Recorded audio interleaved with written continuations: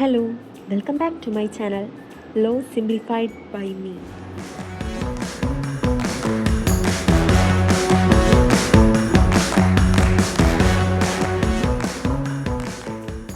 Public examination prevention of unfair means amendment bill 2026 ആണ് ഈ വീഡിയോയിൽ പറയുന്നത്.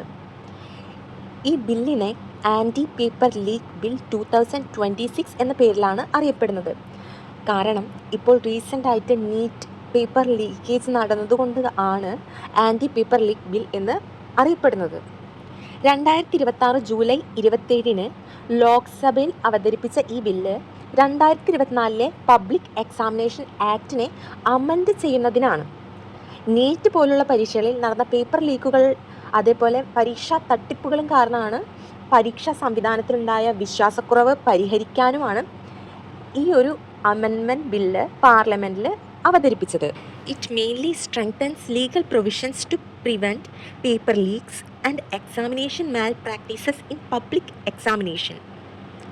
പബ്ലിക് എക്സാമിനേഷൻ എന്നത് സർക്കാർ ജോലികൾക്ക് ഉയർന്ന വിദ്യാഭ്യാസ പ്രവേശനത്തിനുള്ള പരീക്ഷകളാണ്. UPSC, SSC, NTA, railway recruitment board, IBPS എന്നിവ നടത്തുന്ന പരീക്ഷകളിൽ കോടിക്കണക്കിന് വിദ്യാർത്ഥികൾ പങ്കെടുക്കുന്നുണ്ട്. അതുപോലെ ഉദ്യോഗാർത്ഥികളും പങ്കെടുക്കുന്നുണ്ട്.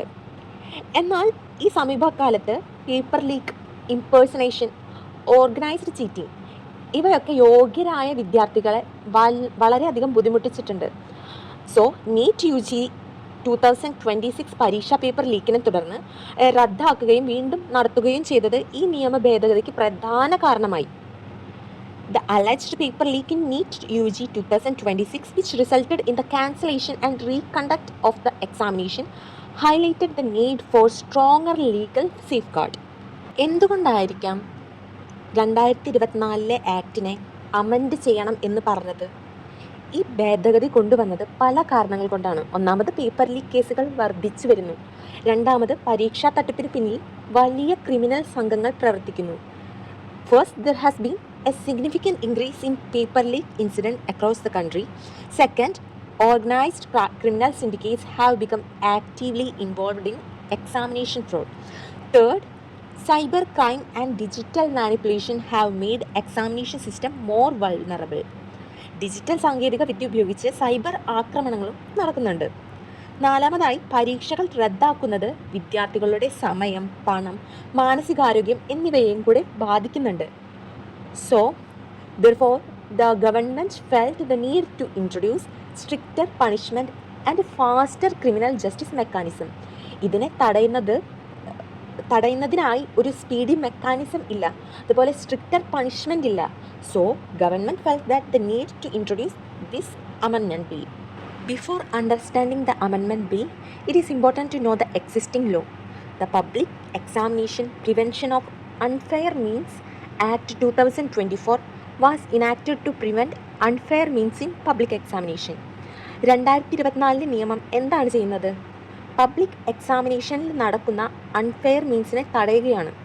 ഇത് ബാധകമാകുന്നത് UPSC, SSC, NTA, railway recruitment board, IBPS തുടങ്ങിയ കേന്ദ്ര ഏജൻസികളുടെ പരീക്ഷകളാണ്. Paper leak, impersonation, hacking, organised cheating എന്നിവയൊക്കെ കുറ്റകരമാക്കി. എന്നാൽ പിന്നീട് കൂടുതൽ ശക്തമായ ശിക്ഷയും വേഗത്തിലുള്ള അന്വേഷണവും ആവശ്യമായി വന്നതുകൊണ്ടാണ് ഈ ഭേദഗതി വന്നത്. It also imposed penalties on service providers involved in examination malpractices. However, practical experiences showed stronger enforcement mechanisms were required. ഈ അമെൻമെൻറ്റ് ബില്ലിൻ്റെ പ്രധാന ലക്ഷ്യങ്ങൾ എന്തൊക്കെയാണ്? Its first objective is to ensure fairness and transparency in public examination. Second, it seeks to deter organized examination fraud through stricter punishment. Third, it aims to protect the interest of genuine candidates by ensuring merit-based selection. Fourth, it intends to strengthen investigation and prosecution through special task forces and special fast-track courts. Finally, the bill seeks to restore public confidence in India's examination system. പരീക്ഷയിൽ സുതാര്യത ഉറപ്പാക്കുക, അതുപോലെ യോഗ്യതയുടെ അടിസ്ഥാനത്തിലുള്ള തിരഞ്ഞെടുപ്പ് നടത്തുക, തട്ടിപ്പ് സംഘങ്ങളെ ശക്തമായി ശിക്ഷിക്കുക, സത്യസന്ധരായ ജെനുവിൻ വിദ്യാർത്ഥികളെ സംരക്ഷിക്കുക, പൊതുപരീക്ഷകളിലുള്ള ജനങ്ങളുടെ വിശ്വാസം തിരിച്ചു കൊണ്ടുവരിക. ഇതൊക്കെയാണ് ഈ അമെൻമെൻറ്റ് ബില്ലിൻ്റെ ഒബ്ജക്റ്റീവ്സ് ആയിട്ട് പറയുന്നത്. In short, the bill aims to ensure that success in public examination depends only on merit and not on malpractices. The amendment bill introduces several important changes to the 2024 Act. First, it significantly increased imprisonment terms and monetary penalties for individuals, service providers, and organized criminal groups. Second, it increases the debarment period for service providers from 4 years to 8 years. Third, it empowers the central government to constitute a special task force for investigation. Fourth, it prescribes a 2-month time limit for completing investigation. Fifth, it requires every state and union territory to establish special fast-track courts for speedy trial. Finally, it introduces a structured appellate mechanism before a division bench of the High Court. ഈ ബില്ലിലെ പ്രധാന മാറ്റങ്ങൾ എന്തൊക്കെയാണ്? ശിക്ഷ വർദ്ധിപ്പിച്ചു, അതേപോലെ പെനാൽറ്റീസും വർദ്ധിപ്പിച്ചു. Service പ്രൊവൈഡേഴ്സിനെ 8 വർഷത്തേക്ക് debar ചെയ്യാം. അതുപോലെ സ്പെഷ്യൽ ടാസ്ക് ഫോഴ്സ് രൂപീകരിക്കാം. ഇൻവെസ്റ്റിഗേഷൻ 2 മാസത്തിനുള്ളിൽ പൂർത്തിയാക്കണം. ഓരോ സംസ്ഥാനത്തും ഫാസ്റ്റ് ട്രാക്ക് കോർട്ട് വേണം. ഹൈക്കോർട്ട് ഡിവിഷൻ ബെഞ്ചിലേക്ക് അപ്പീലും നൽകാം. Together, these amendments aims to create a faster, stricter, and more effective legal framework against examination fraud. One of the most significant feature of the amendment bill is the enhancement of punishment. The government believed that the penalties under the 2024 Act were not sufficient to deter organized examination fraud. Therefore, the bill substantially increases both imprisonment and fines. 2024 നിയമത്തിലെ ശിക്ഷകൾ പോരെന്ന് സർക്കാരിന് തോന്നി. അതുകൊണ്ടാണ് ഈ organised ക്രൈംസിൻ്റെ ഒക്കെ ഇംപ്രിസൺമെൻറ്റും ഫൈൻസൊക്കെ കൂട്ടിയത്. For individuals who use unfair means, the minimum imprisonment has been increased from the 3 years to 5 years, while the maximum imprisonment has been increased from 5 years to 10 years. The maximum fine has also been increased from 10 lakh to 50 lakh. വ്യക്തികൾക്ക് 3 തൊട്ട് 5 വർഷം ആയിരുന്ന ശിക്ഷ 5 തൊട്ട് 10 വർഷമാക്കി. അതുപോലെ penalty 10 ലക്ഷത്തിൽ നിന്ന് 50 ലക്ഷമാക്കി. For service providers such as printing agencies or technology vendors involved in examination fraud, the maximum fine has been enhanced from 1 crore to 5 crore. Service പ്രൊവൈഡേഴ്സിൻ്റെ പെനാൽറ്റി 1 കോടിയിൽ നിന്ന് 5 കോടിയിലേക്ക് ഉയർത്തി. Further, directors, senior management personnel, and persons in charge of such service providers are also made personally liable.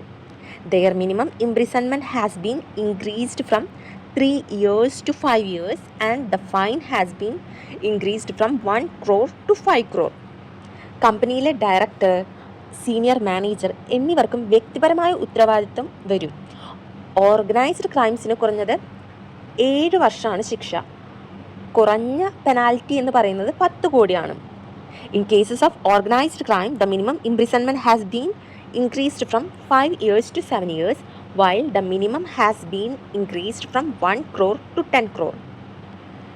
അതായത് സർക്കാർ paper ലീക്കിനെ ഒരു ചെറിയ തട്ടിപ്പല്ല, മറിച്ചൊരു organised crime എന്ന നിലയിലാണ് കാണുന്നത്. The amendment bill places significant responsibility on service providers involved in conducting public examination. Service providers include organization responsibility for printing question papers, developing examination software, managing digital platforms, transporting confidential examination materials, or providing technical support. In such service providers are found involved in unfair means, they may face a fine of up to 5 crore. In addition, they will be debarred from participating in any public examination work for 8 years instead of 4 years under the 2024 Act.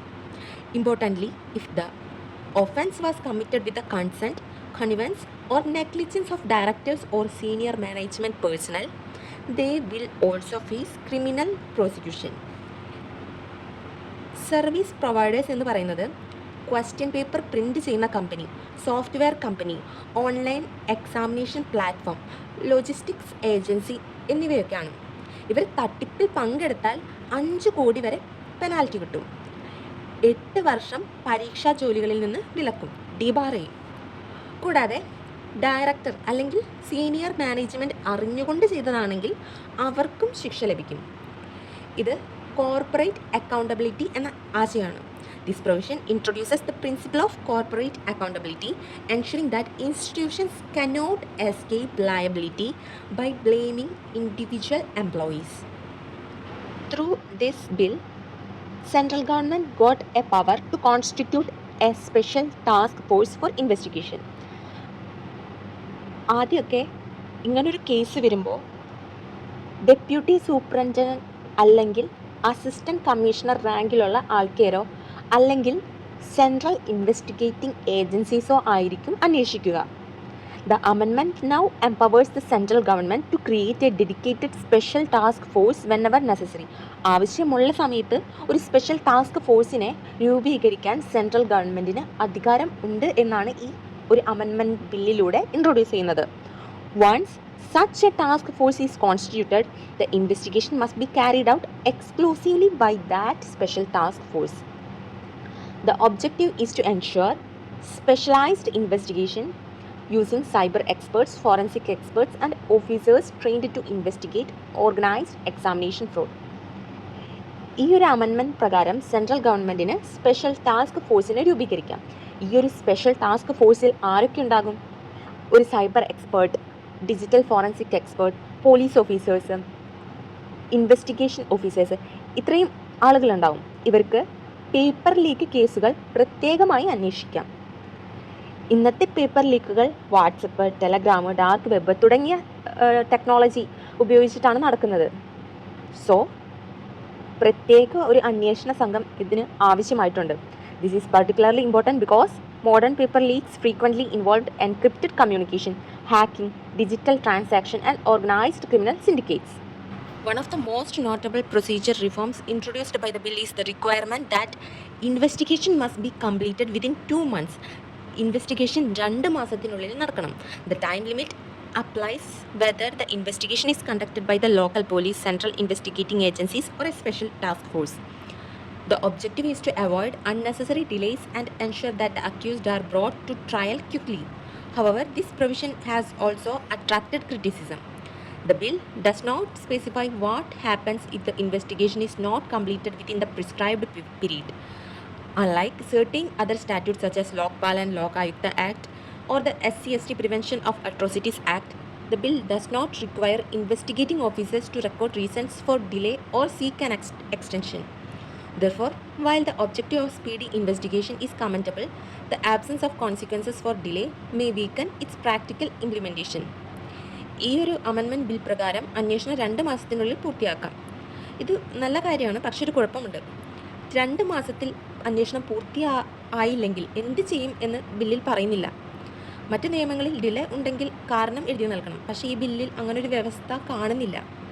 To ensure speedy justice, the bill requires every state government and union territory administration to designate a court of session as a special fast-track court. These courts will exclusively try offences under the Public Examination Act. Additionally, if the accused has committed connected offences under the Bharatiya Nyaya Sanhita or any other criminal law, those offences can also be tried together in the same proceeding. The bill further requires every state to appoint one or more special public prosecutors for these courts. This specialized institutional framework is intended to improve efficiency, reduce procedural delays, and ensure consistent prosecution of examination-related offences. ഓരോ സംസ്ഥാനത്തും ഓരോ union ടെറിട്ടറിയിലും special fast track court ഉണ്ടായിരിക്കണം എന്നാണ് ഈ amendment ബില്ലിൽ പറയുന്നത്. ഈ കോടതിയിൽ പബ്ലിക് എക്സാമിനേഷൻ ആക്ട് റിലേറ്റ് ചെയ്തിട്ടുള്ളതും അതേപോലെ BNS ബന്ധപ്പെട്ട കുറ്റകൃത്യങ്ങളായിരിക്കും വിചാരണ ചെയ്യുക. അത് ഒരുമിച്ച് വേണമെങ്കിൽ വിചാരണ ചെയ്യാം. കൂടാതെ ഒരു സ്പെഷ്യൽ പബ്ലിക് പ്രോസിക്യൂട്ടറിനെയും നിയമിക്കണം. ഇതിലൂടെ കേസ് വേഗത്തിൽ തീർക്കുക എന്നുള്ള ലക്ഷ്യമാണ്. The bill also introduces strict timelines for trial and appeal. It provides that trial should proceed on a day-to-day basis until all witnesses present before the court have been examined.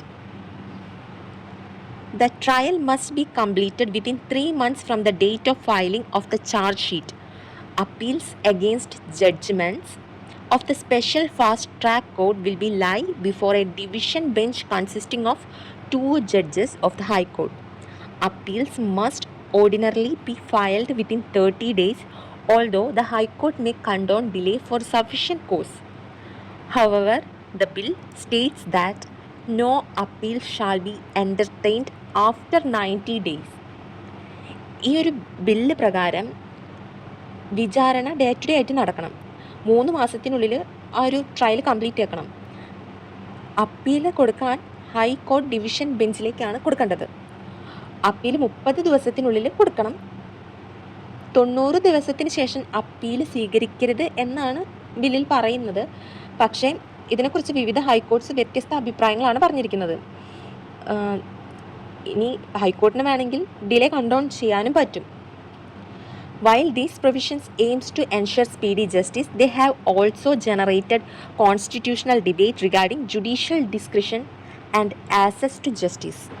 Now, let us examine the constitutional perspective of the amendment bill. The bill seeks to protect the constitutional principles of equality, fairness, and the rule of law. Firstly, Article 14 of the Constitution guarantees equality before law and equal protection of law when question paper leaked deserving candidates lost the opportunity to complete on an equal footing. Therefore, preventing paper leaks helps preserve equality among citizens. Article 14 എല്ലാവർക്കും തുല്യത നൽകുന്നുണ്ട്. Paper leak നടന്നാൽ genuine ആയിട്ടുള്ള വിദ്യാർത്ഥികൾക്ക് തുല്യ അവസരം ലഭിക്കില്ല. Secondly, Article 16, which guarantees equalities of opportunity in matter of public employment, is also protected. Recruitment examination must remain free from corruption so that public employment is awarded purely on merit. Article 16 സർക്കാർ ജോലിയിൽ തുല്യ അവസരം കൊടുക്കണമെന്നാണ് പറയുന്നത്. Recruitment പരീക്ഷയിൽ തട്ടിപ്പ് നടന്നാൽ ജെനുവിനായിട്ടുള്ള കാൻഡിഡേറ്റ്സിന് ജോലി നഷ്ടമാകും.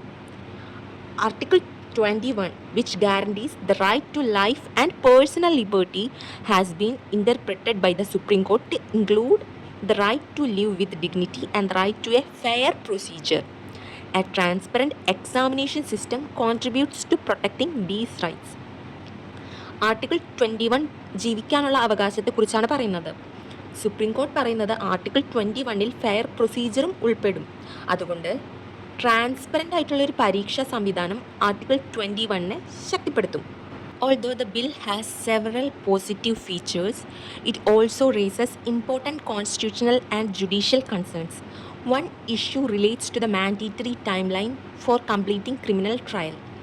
The bill requires special fast-track court to complete trials within 3 months from filing the charge sheet. However, in P. Ramachandra Rao versus State of Karnataka in 2002, the Supreme Court held that courts should not prescribe rigid outer time limits for the completion of criminal proceedings because every case differs in complexity. The court observed that justice should not be sacrificed merely to satisfy a fixed deadline. ഇതാണ് ബില്ലിൻ്റെ ഏറ്റവും വലിയ ഒരു important ആയിട്ടെന്ന് പറയുന്നത്. 3 മാസത്തിനുള്ളിൽ വിചാരണ പൂർത്തിയാക്കണം. പക്ഷേ supreme court P Ramachandra Rao കേസിൽ പറഞ്ഞത് ഓരോ കേസും ഡിഫറെൻ്റ് ആണ്. എല്ലാ കേസിലും ഒരേ സമയം പറയാൻ പാടില്ല. ചില കേസുകൾക്ക് കൂടുതൽ സമയം ആവശ്യം വരും, കൂടുതൽ തെളിവുകളും സാക്ഷികളും ഉണ്ടാവാം. അതിനാൽ ഒരു സമയപരിധി ചിലപ്പോൾ ഒരു ന്യായത്തിനെ ബാധിച്ചേക്കും. സോ ഒരു പെർട്ടിക്കുലർ ടൈം ലിമിറ്റ് ട്രയലിന് പറയാൻ പാടില്ല എന്നാണ് ഈ കേസിൽ പറയുന്നത്. P. Ramachandra Rao versus State of Karnataka, 2002. Another controversial provision relates to the limitation period for appeal. The bill provides that appeal should normally be filed within 30 days and no appeal shall be entertained after 90 days. However, different high courts have interpreted similar provisions differently. The Bombay High Court held that such provisions should be treated as directory rather than mandatory where sufficient cause exists. Similarly, the Delhi High Court observed that a rigid limitation period may affect the constitutional right to personal liberty. On the other hand, Madras High Court held that courts cannot ignore the clear legislative language. In 2025, the Supreme Court permitted delayed appeals under the NIA Act as an interim measure, indicating that the issue remains legally unsettled. Bill പറയുന്നത് 30 ദിവസത്തിനുള്ളിൽ appeal നൽകണമെന്നാണ്. 90 ദിവസത്തിന് ശേഷം appeal സ്വീകരിക്കരുത് എന്നും പറഞ്ഞിട്ടുണ്ട്. പക്ഷേ വിവിധ high court വ്യത്യസ്ത അഭിപ്രായമാണ് പറഞ്ഞിട്ടുള്ളത്. ബോംബെ ഹൈക്കോർട്ട് പറഞ്ഞത് ന്യായമായ കാരണം ഉണ്ടെങ്കിൽ അപ്പീൽ സ്വീകരിക്കാം. മദ്രാസ് ഹൈക്കോർട്ട് പറഞ്ഞത് നിയമം വ്യക്തമാണ്, 90 ദിവസത്തിന് ശേഷം അപ്പീൽ സ്വീകരിക്കാൻ പാടില്ല. അതുകൊണ്ട് ഈ വിഷയം ഇപ്പോഴും നിയമപരമായി പൂർണ്ണമായി തീർന്നിട്ടില്ല. Why is the appeal provision is controversial? Because high courts have given conflicting interpretations regarding whether the 90-day limit is mandatory or merely directory, raising concerns about access to justice. Despite its ambitious objectives, implementing this bill may face several practical challenges. First, fast-track courts in India are already burdened with large number of pending cases, especially under the POCSO Act. Second, there is a shortage of judges, prosecutors, and court staff. Third, investigating sophisticated cyber-enabled paper leak cases requires trained forensic experts and advanced digital infrastructure. Fourth, coordination among police, central agencies, examination authorities, and state government is often difficult. Finally, ensuring uniform implementation across all states remains a significant administrative challenge. Therefore, legal reforms must be accompanied by institutional strengthening. നിയമം ഈ ഒരു amendment bill നല്ലതാണെങ്കിലും നടപ്പിലാക്കുമ്പോൾ ചില പ്രശ്നങ്ങളൊക്കെ ഉണ്ട്. Fast track കോർട്സിൽ ഇപ്പോഴും ലക്ഷക്കണക്കിന് കേസുകൾ കെട്ടിക്കിടക്കുന്നുണ്ട്. അതുപോലെ ജഡ്ജസ് കുറവാണ്, സൈബർ എക്സ്പേർട്സും കുറവാണ്. സ്റ്റേറ്റും സെൻറ്ററും തമ്മിൽ കോർഡിനേഷൻ ആവശ്യമാണ്. എല്ലാ സ്റ്റേറ്റിലും ഒരുപോലെ നിയമം നടപ്പാക്കുക എളുപ്പമല്ല. അതുകൊണ്ട് നിയമം മാത്രം പോരാ, ഇൻഫ്രാസ്ട്രക്ചറും ശക്തമാക്കണം. In United Kingdom, examination bodies such as Cambridge assessment and Pearson maintain strict confidentiality through secure handling procedure and digital safeguards. Serious malpractice attracts severe administrative penalties. In United States, examination fraud is addressed through a combination of state laws, federal cybercrime investigation, and institutional disciplinary measures. In China, examination cheating is treated as a serious criminal offense. Advanced technologies such as facial recognition, biometric verification, AI-based surveillance, and electronic signal blocking are widely used to prevent malpractices. മറ്റ് രാജ്യങ്ങളിലും examination fraud വളരെ serious offence ആയിട്ടാണ് കാണുന്നത്. U കെയിൽ secured ആയിട്ടുള്ള paper handling ആണ് കാണുന്നത്. കർശനമായിട്ടുള്ള administrative ആക്ഷനാണ് അതിന് എടുക്കുന്നത്. ഇനി യുണൈറ്റഡ് സ്റ്റേറ്റ്സിൽ എടുക്കുകയാണെങ്കിൽ സംസ്ഥാന നിയമങ്ങളും സൈബർ ഇൻവെസ്റ്റിഗേഷനും ചേർന്നാണ് നടപടിയെടുക്കുന്നത്. ചൈനയിൽ facial recognition, AI surveillance, biometric verification എന്നിവ ഉപയോഗിച്ചിട്ടാണ് അവർ എക്സാമിനേഷൻ നടത്തുന്നത്. ഇന്ത്യയും ഇപ്പോൾ ശക്തമായ നിയമം കൊണ്ടുവന്നിട്ടുണ്ട്. പക്ഷേ ശിക്ഷ മാത്രം പോരാ, ഒരു സാങ്കേതിക സുരക്ഷയും ശക്തമാക്കണം.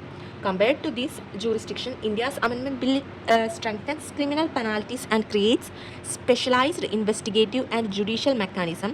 However, long-term success will also depends on investment in technology, institutional capacity, and preventive measures rather than relying only on harsher punishment.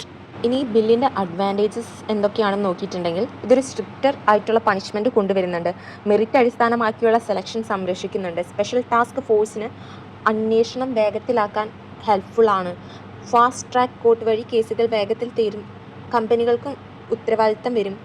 പരീക്ഷാ സംവിധാനത്തിൽ ജനങ്ങളുടെ വിശ്വാസം വർദ്ധിക്കും.